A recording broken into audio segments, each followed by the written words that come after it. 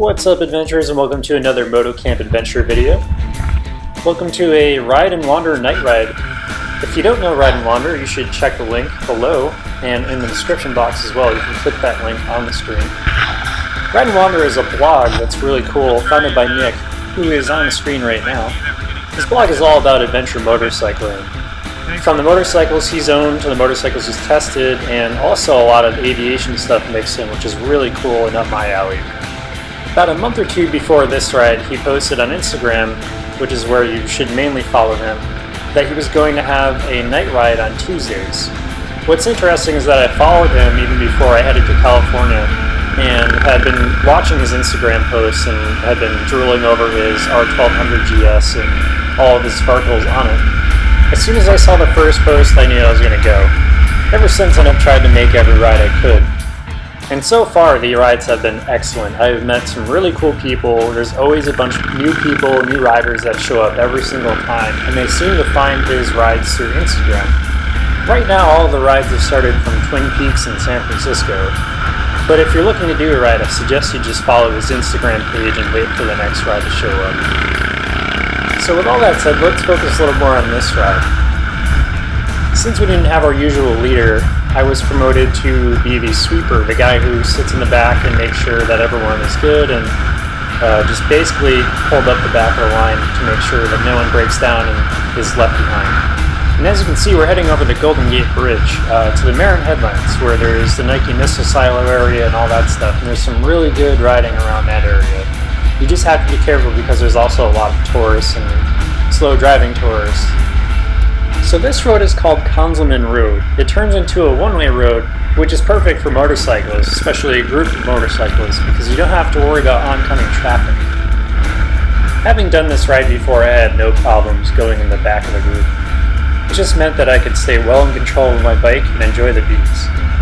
Usually Nick rides in the back, and he's really good about making sure that no one is left behind. So you shouldn't worry about being a not-so-good rider or too good of a rider, you think, maybe, to show up to one of these rides, because everyone has different skill levels and everyone's accepted, regardless of what bike they ride. So here starts the one-way road, and this is really cool at this time of night because you just get the sunset coming towards you and you get some really cool views with that sunset. I'm always surprised at how beautiful California can be, regardless of where you are in the state. It's really just a very nice state to be on a motorcycle. The really great weather year-round, plus the winding roads everywhere, just means that it's basically a motorcyclist's paradise. The only thing it somewhat lacks in some areas is the ability to ride on dirt. Now later on in this video, you'll see a bunch of photos of us riding on dirt.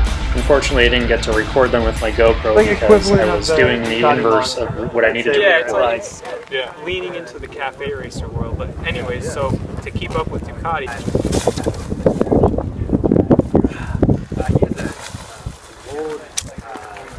Nighthawk. It's like a 700 or something. Cool. 750. You can see the turnout was pretty good, and the group of riders was really cool. They were all riding, everything from KLR 650s to KTM 690s, all the way up to the 1200 GS and HP2 Enduro, which is actually mixed. If you don't know what an HP2 Enduro is, I suggest you look it up because it's a really cool motorcycle. It's basically got the engine of an R1200 GS, but on a dirt bike frame. What that means is you basically have a super powerful dirt bike.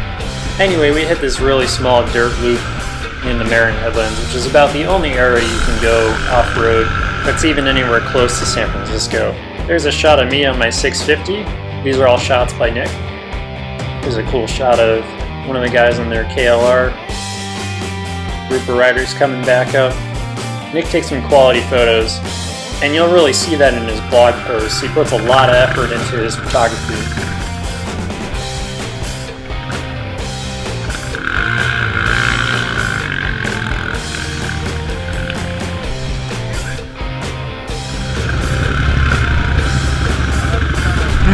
Same.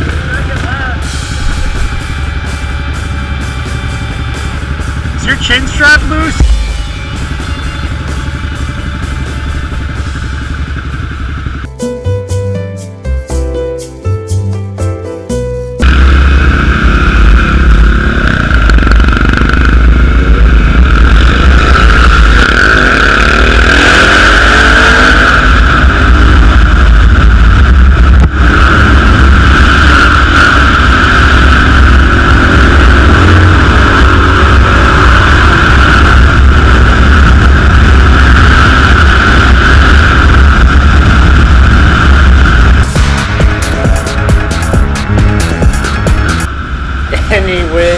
the end of the ride, and this is on Bunker Road, just so you know if you want to go do it sometime.